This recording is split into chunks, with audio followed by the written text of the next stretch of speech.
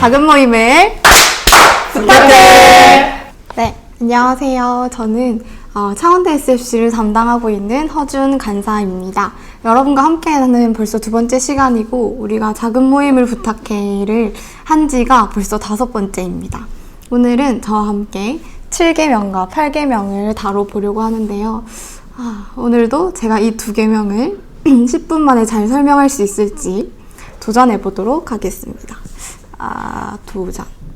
네, 오늘은 PPT를 보면서 8과 성의 가치와 결혼의 신성함입니다. 죽음이 우리를 갈라놓을 때까지.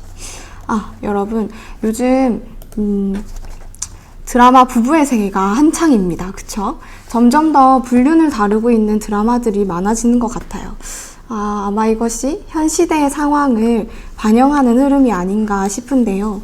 그렇다면 하나님께서 감독하시고 연출하셨던 진짜 부부의 세계 원작은 어떤 모습이었을까? 함께 오늘 7계명을 통해서 살펴보고자 합니다. 함께 계명을 읽어볼까요? 제7계명, 간음하지 말라.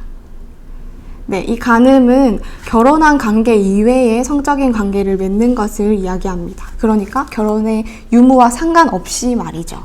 그러면 이 7계명, 간음하지 말라에 대해서 성경은 구체적으로 어떻게 이야기하고 있는가 봅시다. 레위기 20장 10절, 누구든지 남의 아내와 간음하는 자. 신명기 22장 23절에서 24절, 처녀인 여자가 남자와 약혼한 후에 어떤 남자가 점점점 되어 있죠. 포인트는 여인이 결혼을 했는가에 대한 구약은 그 부분에 집중하고 있습니다.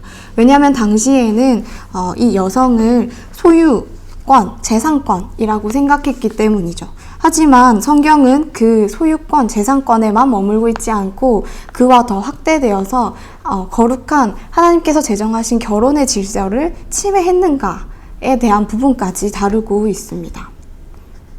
그리고 신약으로 넘어가서는요, 남자와 여자의 권리가 동등해집니다. 고린도전서 7장 3절 4절을 보면요, 남편과 아내 모두가 서로를 향하여 의무를 다하고, 그리고 아내는 자기 몸을 주장하지 못하고 오직 그 남편이 하고, 남편도 그와 같이 자기 몸을 주장하지 못하고 오직 그 아내가 하나니라고 분명하게 간음하지 말 것에 대한 내용을 성경은 이야기하고 있습니다. 심지어 독일어나 네덜란드어에서는 이 대목을 7계명을 결혼을 깨트리지 말라라고 표현할 정도예요.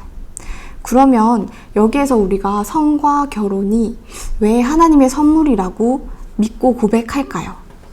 왜 하나님의 선물이라고 여겨야 할까?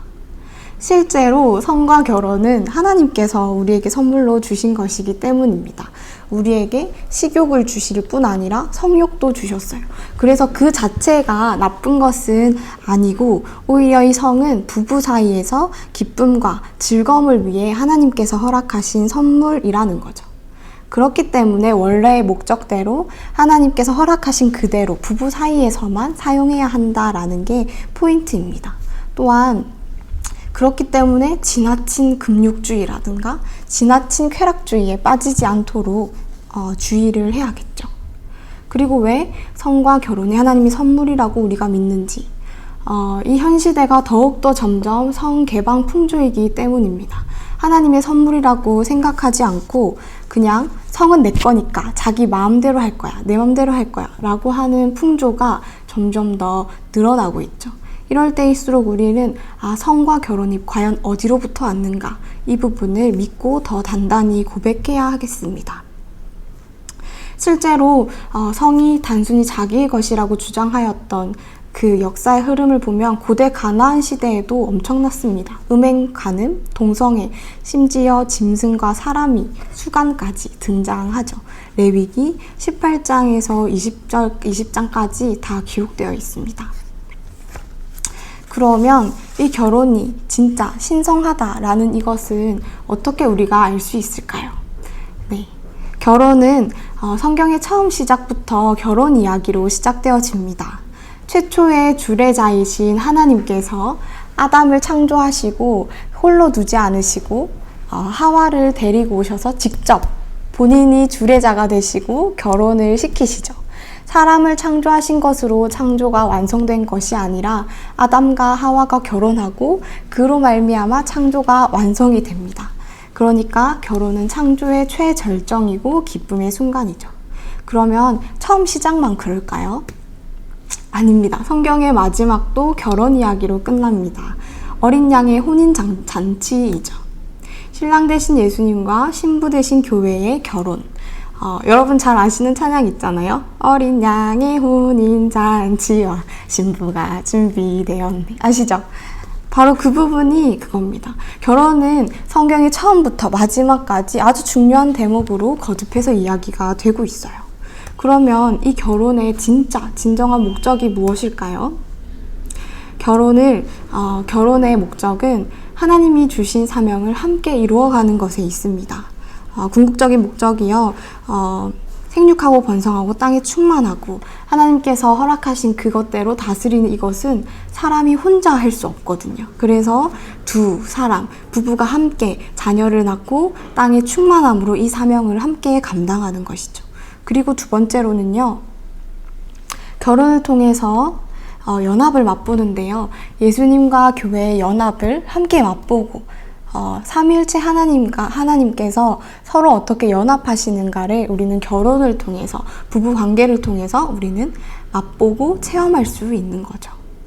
성경이 말하는 결혼의 목적은 이겁니다. 그러면 예수님께서는 구체적으로 이 7계명을 어떻게 해석하시고 적용하셨는가? 단순히 몸의 범죄만을 이야기하지 않으시고 예수님은 간음의 범위를 마음까지, 음욕을 품고 바라보는 것까지 확대하십니다. 뿐 아니라 두 번째로는 이혼을 금지하심으로써 하나님께서 직접 제정하신 결혼의 신성함을 지켜가라고 이야기하시죠. 한 줄 요약해 보겠습니다. 하나님이 주신 성과 결혼의 본래 의미를 회복하자. 본래 의미를 잘 회복해가는 우리가 되면 좋겠네요. 다음으로는 8계명, 사유재산과 청지기의 사상, 청지기 사상입니다. 8계명 같이 읽어볼까요? 도둑질하지 말라. 네, 8계명 도둑질하지 말라는 어떤 의미일까? 이 도둑질은 인간의 가장 오래된 범죄입니다. 선악과마저 훔쳐 먹었잖아요. 빈손으로 왔다가 빈손으로 가는 우리의 인생, 그 가운데 우리 손에 쥐어진 것들이 참 많죠. 이것을 보면서 8계명 어떤 의미인가 한번 봅시다. 8계명은 도둑질하지 말라입니다. 이 말은 탈취하지 말라, 훔치지 말라. 즉, 남의 물건을 그 소유자의 동의 없이 나에게 옮겨오는 것을 하지 말라고 이야기하시는 거죠. 왜 도둑질을 하면 안 될까요? 그것은 하나님께서도 심지어 인간에게 각자의 그 사유재산권을 인정해 주셨기 때문입니다. 모두가 공동의 재산만을 가지고 있다면 도둑질이라는 게 성립 자체가 되지 않겠죠. 하지만 하나님께서는 처음부터 인간에게 사유재산권을 인정해 주셨습니다. 그러면 도대체 도둑질이 어떤 게 있을까? 아주 명백하게 강도나 날치기, 사기 같은 명백한 도둑질들도 있겠죠. 그 외에 은밀한 도둑질, 탈세나 공금 횡령 이런 것들이 아마 여기에 해당될 겁니다. 그뿐 아니라 세 번째로 고용주가 노동자들의 권리를 막 빼앗아서 자기의 유익을 취하는 것, 이런 것들이 해당되겠죠. 네 번째로는 많은 친구들이 아르바이트도 하고 또 직장도 나중에 갈 것인데 업무 시간에 다른 짓을 하는 것, 그리고 근무 태만, 이런 것들이 우리에게 허락하신 시간들, 마땅히 해야 할 바를 훔치는 도둑질의 영역에 해당되는 것이죠.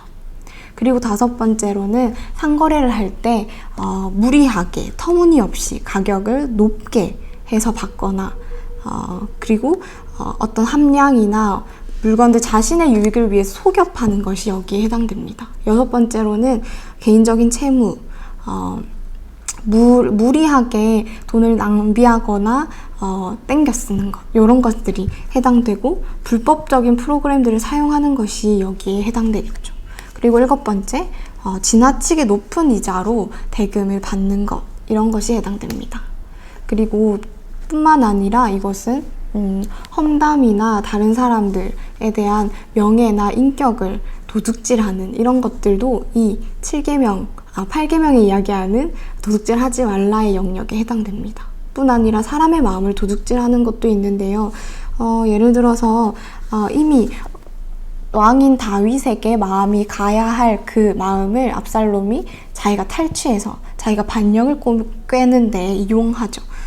이것이 아마 개인적으로는 지나치게 환심을, 다른 사람이 가야 할 그 환심을 자기가 얻기 위해서 하는 행동들도 여기에 해당이 될 겁니다. 이것은 국가나 개인 간뿐 아니라 집단적인 차원에서도 일어나죠. 그리고 이것은 더 확대해서 마땅히 우리가 해야 할 의무들을 게으르게 하거나 혹은 이행하지 않는 것, 이 모든 것들이 도둑질에 해당됩니다. 그러니 돌아보면 우리의 삶 곳곳에는 도둑질이 우리가 그간 해왔던 도둑질이 얼마나 많은지 다시 한번 생각하게 되죠. 그러면 사유재산을 인정하신 하나님께서 사유재산을 인정하셨으니까 나는 그것들을 내 마음대로 사용해야 할까? 그렇게 해도 괜찮을까? 물으신다면 당연히 아니겠죠. 다시 생각해보면 우리는 빈손으로 왔다가 빈손으로 가는 존재들입니다. 그리고 그 사이에 삶 속에서 하나님께서 하나님의 것을 우리에게 맡겨주셨죠. 그렇기 때문에 우리는 하나님의 것을 우리에게 맡겨주셨다는 걸 기억하면서 주인의 뜻대로 잘 사용해야 할 것입니다.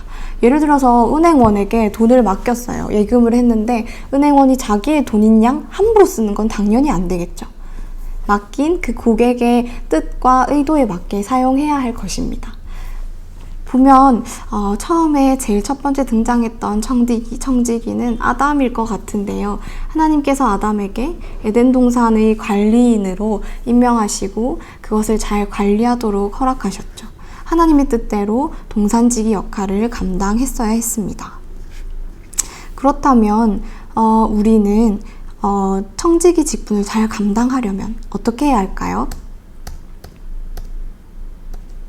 청지기 직분을 잘 감당하려면 먼저는 나에게 맡겨진 것들을 낭비하지 않아야겠죠. 하나님의 뜻대로 잘 사용해야 하겠습니다. 두 번째로는 부지런히 일해야겠어요. 노동은 하나님께서 허락하신 선물이기 때문입니다. 그리고 다른 사람들을 구제하기 위해서도 열심히 일해야 합니다. 세 번째로는 하나님께 드리는 헌금에 있어서 아까워하거나 대충 이렇게 하는 것이 아니라 하나님께서 주신 것들을 감사의 마음으로 올려드리는 그런 헌금에 있어서 신실한 태도가 필요하겠습니다. 그래서 하나님의 뜻과 무관하게 마음대로 사는 것이 아니라 하나님의 것을 도둑질하지 않으며 성실히 청지기의 역할을 잘 감당해야겠습니다. 한 줄 요약. 하나님께서 맡겨주신 것들을 성실히 읽어나가자. 이렇게 요약해 볼 수 있겠네요. 그러면 제가 기도하고요. 사랑이 많으신 하나님 아버지, 오늘 함께 모여서 7계명과 8계명에 대하여 나눌 수 있게 하시니 너무나 감사합니다.